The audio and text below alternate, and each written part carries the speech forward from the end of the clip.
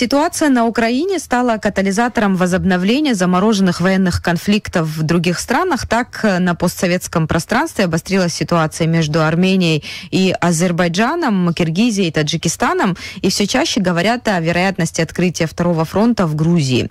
Может ли Грузия действительно начать войну против Абхазии и Южной Осетии? Об этом подробнее будем говорить с военным экспертом, бывшим заместителем министра обороны Абхазии Гарри Купалба. Гарри Сергеевич, спасибо, что пришли к нам в студию. Добрый день. Министр иностранных дел Абхазии Инал Ардзинба на заседании в Общественного совета МИД, прошедшего в четверг, 14 сентября, заявил, что Грузия проводит учения НАТО и приобретает беспилотники, что указывает на намерение государства начать войну. Как вы на это все смотрите? Как восприняли эти новости? Вы знаете, Грузия никогда, в общем-то, не отказывалась от этой мысли. Они неоднократно заявляли об этом, о том, что рано или поздно вопрос территориальной целостности с их позиции, территориальной целостности Грузии не будут решать, но их заявление в крайнем случае нынешних властей звучало последние годы о том, что они будут все эти вопросы решать якобы мирным путем. Но для того, чтобы решить мирным путем такие вопросы, не нужно было бы Грузии заниматься модернизацией вооруженных сил. Я вот несколько, наверное, тогда какие-то цифры приведу, и вообще чем занимается Грузия и так далее. В Грузии на сегодняшний день численность вооруженных сил порядка 37 тысяч. Было чуть меньше, и они в последнее время начали наращивать. Это первое. Второе, бюджет Грузии на 2022 год составил порядка 350 миллионов долларов. Это собственных средств. Кроме того, с 2021 года в военном бюджете Соединенных Штатов Америки есть статья, где четко записано, что определенная помощь идет Грузии. С 2008 года Соединенные Штаты Америки выделили более миллиарда долларов на реорганизацию вооруженных сил. Еще в 2008 году на Бухарестском саммите НАТО Грузия заявляла о том, что она готова, она хочет вступить в НАТО. И дали понять, что, в общем-то, в принципе, НАТО готово в перспективе рассмотреть вопрос, но нужно модернизировать вооруженные силы под стандарты. И они активно все эти годы занимаются реорганизацией вооруженных сил под стандарты НАТО. И сегодня даже можно сказать, что в основном Грузия этим стандартам уже как соответствует. Заявление министра иностранных дел, оно не безосновательно. Да, на самом деле в Грузии ежегодно проводятся различные учения, в которых принимают участие члены Альянса, члены НАТО, вооруженные силы разных государств. Ну, бывают они разного формата, и учения, и тренировки, на которых отрабатываются вопросы высадки морского десанта, скажем, высадки воздушного десанта тактического, нанесения удара по тем или иным объектам. К чему готовится? Конечно же, Грузия все эти годы готовится к войне для того, чтобы вернуть эти территории, как они заявляют, оккупированные якобы российскими войсками. А на самом деле, конечно, сказать о том, что они начнут сегодня, или то заявление, которое было сделано лидером правящей партии, о том, что они, возможно, могут и провести референдум, для того, чтобы определиться, начать войну или не начать. Конечно, я думаю, в мировой практике такого не было, вот, что провести референдум и начать боевые действия.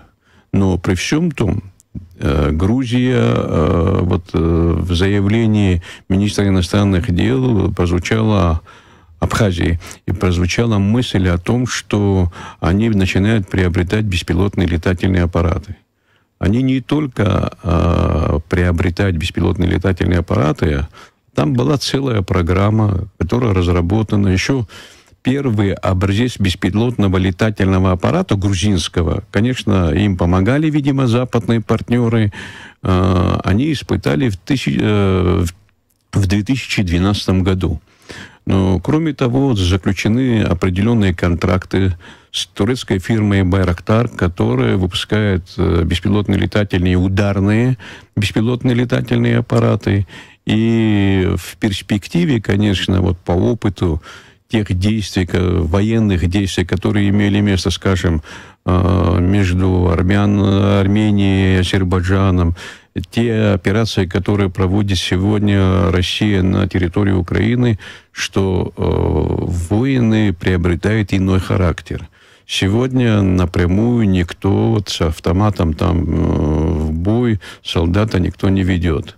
Все это беспилотные летательные аппараты, проводят разведывательные полеты, определяют численный состав, определяют места дислокации вероятного противника, и по этим местам дислокации артиллерии и те же беспилотные летательные аппараты наносят удары. Конечно, Грузия, безусловно, активно готовится. Конечно, Грузия рано или поздно, если, вот, как они декларируют, не решат вопрос мирным путем, конечно, они будут ставить вопрос о проведении какой-то военной операции. Что сдерживает Грузию? Ну вот да, за последнее время мы видим, что Грузия к санкциям не присоединилась. То есть она сейчас выжидательную позицию занимает? Грузия и Молдавия вот в этой ситуации, вот Грузия в первую очередь, мы сейчас ведем речь о Грузии, конечно, она в первую очередь не поддержала те санкции, которые страны НАТО, Европа, Евросоюз, которые применяют в отношении Российской Федерации. Почему? И они сами об этом говорят. Мы сегодня не можем рубить сук, на котором сидим.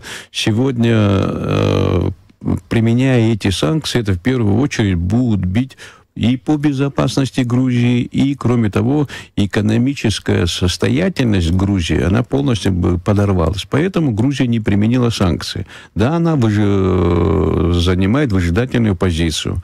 Грузию упрекает Украина, что они не открывают второй фронт.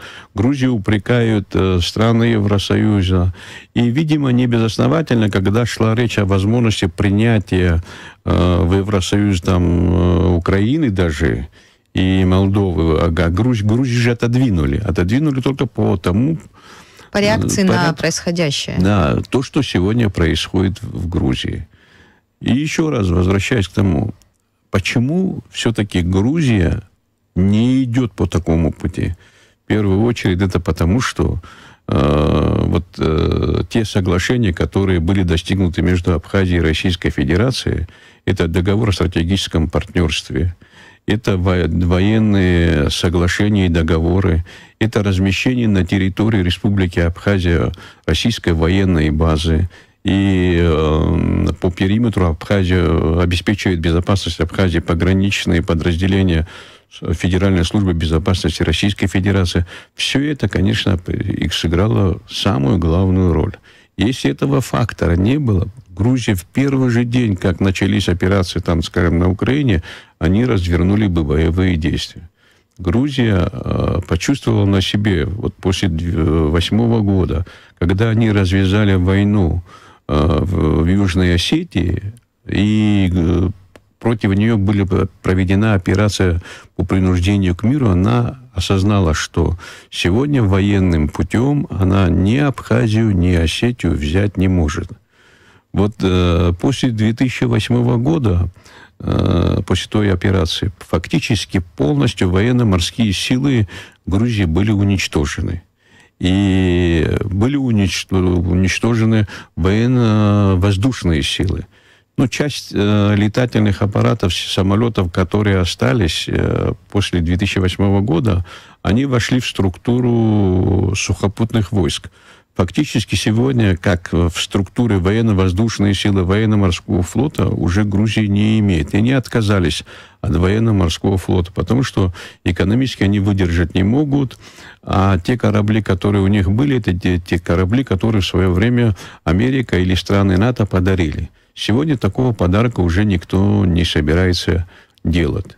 Но при всем том, учения проводятся и проводились буквально недавно.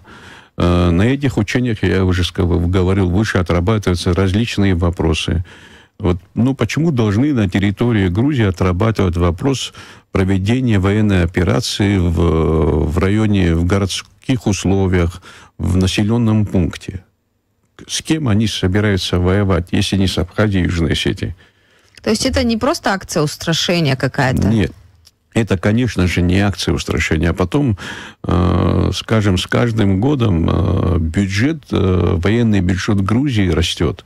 Был период, скажем, с 21 с 19 по 21 год несколько, как будто бюджет падал, но они это делают для того, чтобы им оказали содействие западные партнеры. И вот хочется сказать, что они лелеют мыслью о вхождении в НАТО. И им различные политики, вот, скажем, бывшие командующие сухопутными войсками с НАТО в Европе неоднократно заявляли о том, что Грузию можно принять в НАТО даже без разрешения территориального вопроса. Потому что в уставе НАТО записано, в НАТО не может войти новый член, у кого есть спорные какие-то территории, вопросы по территориям и так далее. А здесь их убеждают, что вот если вы будете так себя вести, мы, возможно, рассмотрим. И в качестве примера даже приводят, что если, когда существовала еще Германская Демократическая Республика ФРГ, ФРГ же входила в НАТО. Вот, мол, прецедент уже был. Почему этому прецеденту сегодня не может быть? В политике вообще двойные стандарты, они имеют место быть. Но, с другой стороны, Грузия экономически зависит от России. И туротрасль зависит, и экономика в целом, она зависит от России. Может ли сейчас Грузия, вот если вот на чаше весов, пожертвовать своей экономикой, и в том числе и безопасность самой Грузии, потому что она, объявляя войну Абхазии и Южной Осетии, она объявляет войну и в том числе и России. Конечно же, Что может подтолкнуть вот сейчас Грузию к этому? На сегодняшний день, да, заявления есть, но в первую очередь заявления исходят не от властей, а заявления исходят от оппозиции. Оппозиция требует, вот вы растеряли все, что мы в свое время строили государство, хотели получить независимость, а вы там в фарватере каком-то другом идете и так далее, упрекают. И в конечном итоге договорились до того, что называют их изменниками своего государства. И поэтому нынешние власти, они юлят, они пытаются каким-то образом повести себя. Если бы они приняли на самом деле, как все это началось, я имею в виду, началась операция на Украине, они бы пошли на санкции, Грузия сегодня уже была бы совсем другой республикой, она окончательно потеряла все, что имеет. Сегодня экономически, хотя дипломатических отношений фактически нет, но экономические отношения продолжаются. На территорию Грузии, России, попадает определенная продукция, которую вырабатывают сельхозпроизводители грузинские. Россия, как бы ни было, сосед. И всегда ссориться с соседом, это к хорошему не приводит. Они это понимают четко. И сказать о том, что вот сегодня начнутся боевые действия, я, конечно, этого не могу. Даже не только я, а сегодня сами грузины не могут сказать, они сегодня начнут или нет. Это зависит от очень многих факторов. Это в первую очередь будет зависеть от того, как будут развиваться спецоперации, которые проводятся на Украине. Да, кому-то не имется, кто-то хочет открыть второй фронт. Вы назвали в начале самого разговора о том, что на границах там среднеазиатских республик не совсем все спокойно. Там погибают люди. Несколько дней тому назад вот обратно на границе между Арменией и Карабахом, А между Арменией и Азербайджаном отдельные политики заявляют о том, что они готовы чуть ли не взять столицу Армении. Это все подыгрывается, вбрасывается. Вот эта вся информация через те же НПО, которые работают в Армении и в Азербайджане. Поэтому мир очень хрупок на сегодняшний день. Многие политики уже заявляют о том, что мировая война идет. Но она идет пока информационная война и пока в холодной фазе. Но эта холодная фаза может перерасти в горячую фазу, когда, скажем, отдельные страны НАТО, которые, так как Польша, например, сегодня, она открыто заявляет, что она готова развернуть боевые действия и вообще какие-то претензии предъявляет России еще по периоду Великой Отечественной или Второй мировой войны, что хотят потребовать там компенсации какие-то и так далее. Абсурдные, понимаете, заявления.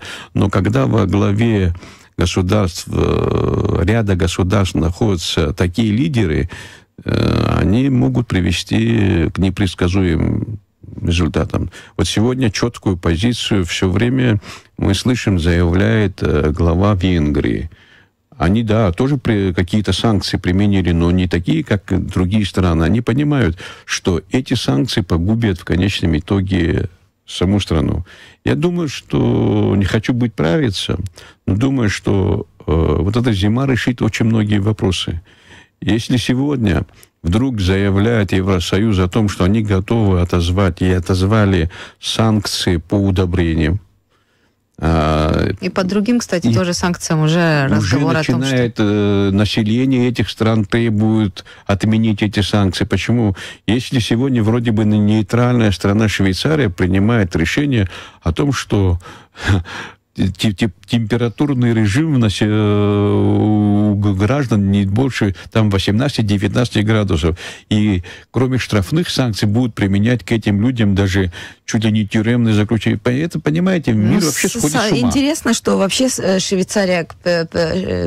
Она нейтральная страна? Да. Присоединилась не вообще только Швейцария. Вот пытаются сегодня втянуть в этот конфликт, кроме Грузии, если с Грузией не получается, очень хотят втянуть в конфликт и Молдову.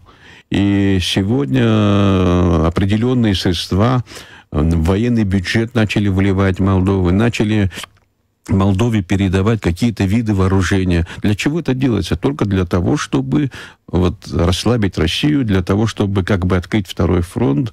Но четкое заявление министра иностранных дел Российской Федерации Лаврова о том, что если Молдова предпримет какие-то попытки против того контингента российского, который находится на территории Приднестровья, то они в этом случае нанесут фактически...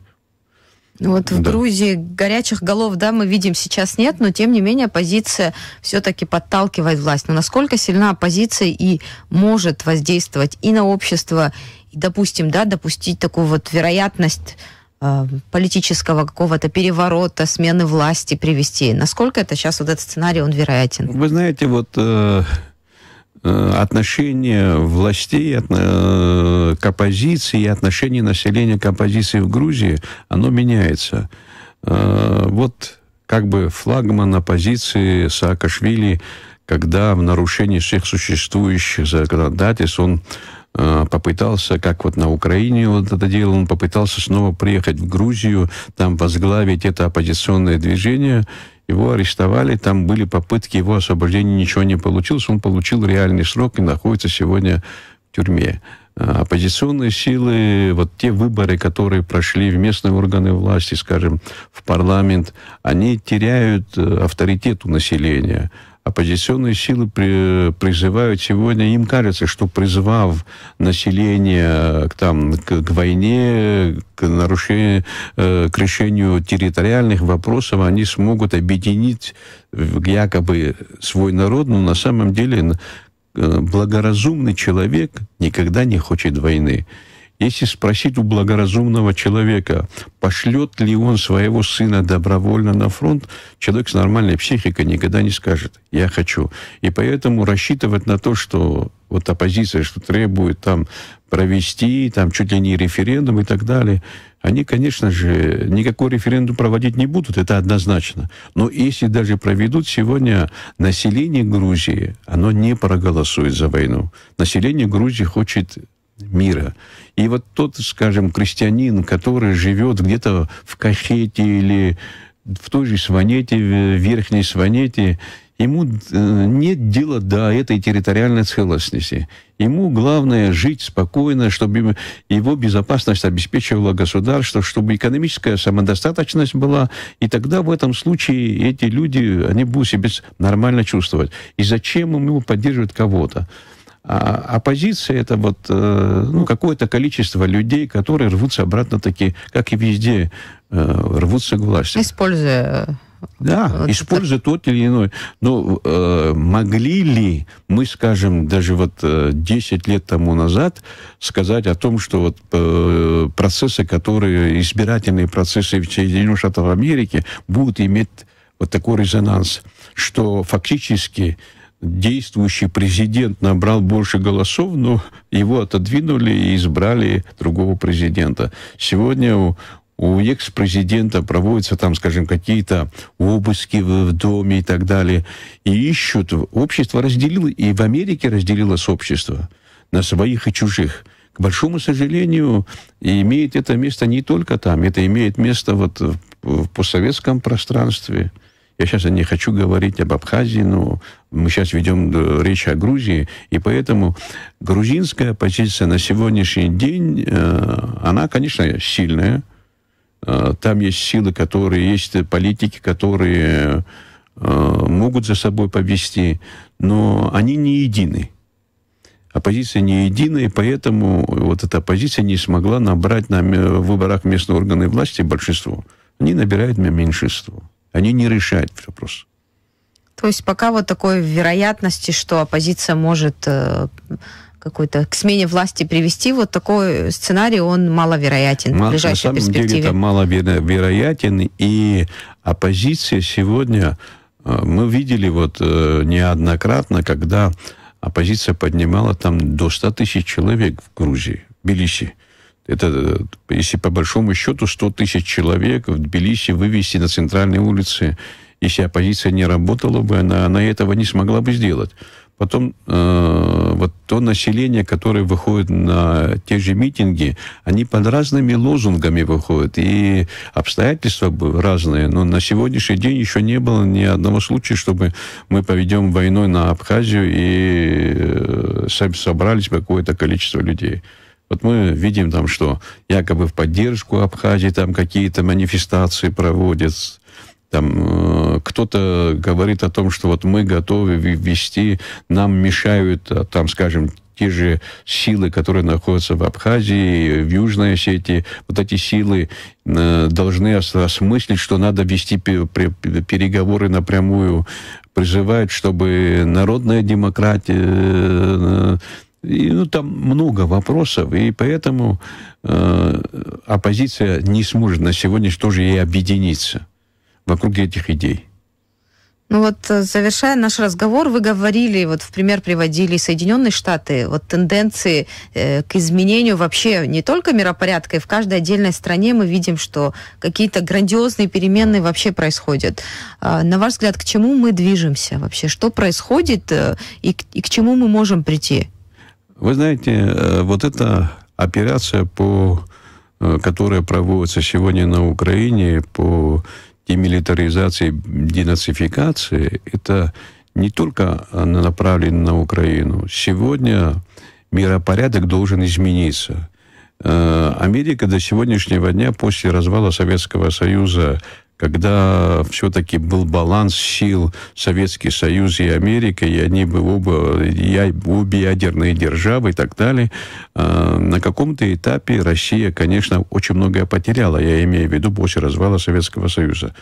Но с приходом к власти Путина очень многое начало меняться, и миропорядок, благодаря действиям сегодня России, миропорядок меняется. Мы вот наблюдали совсем недавно, несколько дней тому назад, саммит ШОС, что состоялся, и кто принимал участие. Сегодня страны НАТО заявляют о том, что они готовы сотрудничать.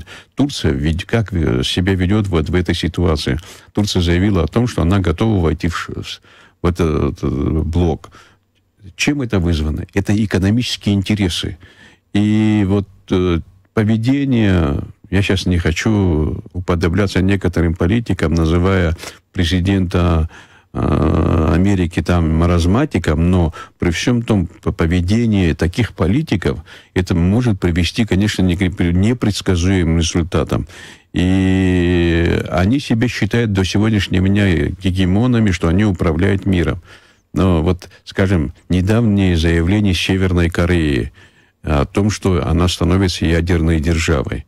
Для чего это делается? Или сегодня отношения России... Россия всегда поддерживала Иран, и Россия всегда вот осторожно подходила к тем процессам, которые происходят вокруг Ирана. Хотя были периоды, когда и Россия вынуждена санкции применяла к Ирану, но все поменялось. Сегодня Россия поддерживает самые тесные отношения, контакты с тем же Ираном. Это очень развитая страна. Сегодня тот же Иран готов поставлять России там боевое какое-то вооружение, те же беспилотные летательные аппараты. Поэтому миропорядок, конечно, поменяется. Я хочу, как и все нормальные люди, хочу, чтобы все это происходило мирным путем. Вот мы видим о том, что весь практически мир сегодня, имеется в виду, связанный с НАТО и вот это, они пытаются навязать свое мнение. Но кто эти люди? Кто эти, вернее, страны? Если посмотреть, кто оказывает сегодня содействие, военную помощь, выделение каких-то военных там вооружений и так далее, эти страны, которые во Вторую мировую войну воевали против Советского Союза. Практически все. Вот мы иногда удивляемся, говорим о том, что вот почему Болгария ведет себя таким образом и так далее, власти Болгарии, а это фактически в советское время считалось чуть ли не 16-й республикой. Мы, к своему сожалению, не всегда знаем историю. Вот когда шла Великая Отечественная или Вторая мировая война, Советский Союз объявил войну Болгарии. И оказывается, в 20 веке, еще в Первую мировую войну и во Вторую, Советский Союз объявлял Болгарии войну. Почему? Потому что из-за поведения политиков. Хотя в свое время от турецкого ига Болгарию спас Российская империя. Понимаете, мир меняется, взгляды людей, меняется сознание. Те люди, которые сегодня уже поднимаются в странах Европы, проводят какие-то манифестации против вот этих санкций и так далее, они осознают, что сегодня так себя вести нельзя. И самое страшное для них, их здорово поставили Соединенные Штаты Америки. Соединенные Штаты Америки вот в этой ситуации, выделяя якобы огромные денежные средства, поставляя какие-то виды вооружения, она обогащается. Сегодня США ничего не потеряла. Все те ресурсы военные, которые были потрачены, они с лихвой восполняются. Военно-промышленный комплекс работает уже в 3 смены, пополняя вот те запасы, которые они передали Украине. Они говорят о том, что для Украины это все бесплатно. Но для Европы, для стран НАТО это не бесплатно. Это с бюджета этих стран идут средства, а Америка обогащается. То есть она у себя на континенте спокойно, причем... Да, она то, что хочет, она... И потом она считает, что, понимаете, расстояние между США и Россией очень далеко, и что если даже что-то начнется, что они смогут это погасить, пожар в Европе где-то, они готовы пожертвовать Европой, они готовы пожертвовать в России. Но расстояние между Россией и Америкой, там в северных широтах уже мы знаем о том, что там размещены российские войска. Кто-то вот начинает там сомневаться в проводимой операции, достаточно ли количество. Я вот для себя, я как в прошлом военный человек хочу сказать, что Россия, она успешно проведет эту операцию. Торопиться, если торопиться, можно наломать дров. Она не торопится, да, идет передислокация. И сегодня почему-то все считают себя военными стратегами, политиками. Начитались в свое время, вот Ленин говорил, что каждая кухарка может быть, там руководит государством. Конечно же, не может каждая кухарка. И каждый человек, я вот слежу со соцсетями, вижу о том, что вот панические какие-то настроения, вот сегодня нам нужно линию обороны строить и так далее. Сегодня нам нужно другое, нам нужно единство. Это единство позволит нам и укрепить обороноспособность и так далее. А делить людей на своих и чужих, все это к хорошему не приводит. Гарри Сергеевич, благодарю вас. Ну, и фраза о том, что хочешь мира, готовься к войне, вот она, наверное, для Абхазии уместна, потому что мирного договора с Грузией нет, и всегда нужно быть начеку в любой ситуации, конечно, расслабляться нам. Понимаете, конечно, без этого, если не готовиться к войне, если вооруженные силы Абхазии не будут свой арсенал менять, если вооруженные силы не будут проводить необходимую работу, надеяться только, что нас кто-то спасет, мы не знаем, как вообще развернется событие. Абхазские вооруженные силы проводят необходимую работу.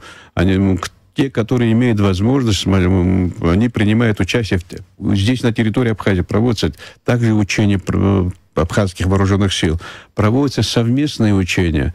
И сейчас вот должны учения, скажем, погранные и МЧС, там совместно с другими силовыми структурами на набережной и так далее. Это как раз направлено на то, чтобы Абхазия не спит, Абхазия занимается этими вопросами. Пусть никто не боится. Почему? Потому, когда мы будем вот на самом деле едины, и вот я хочу как-то фразой сказать о том, что те молодые люди сегодня, которые воюют в качестве добровольцев на территории Российской Федерации, в данном случае Донецке, эти люди, вот как патриоты, поступили правильно, и эту идею надо поддерживать. И вот звучали неоднократно о том, что а почему бы нам здесь не развернуть какие-то пункты, где добровольцы могли бы прийти. Вы знаете, стратегическое партнерство заключается как раз в этом, когда кому-то сложно, надо быть вместе всем. Гарри Сергеевич, благодарю, что пришли к нам в студию. Спасибо за ваше мнение, за то, что ответили на наши вопросы. Спасибо. Самого доброго.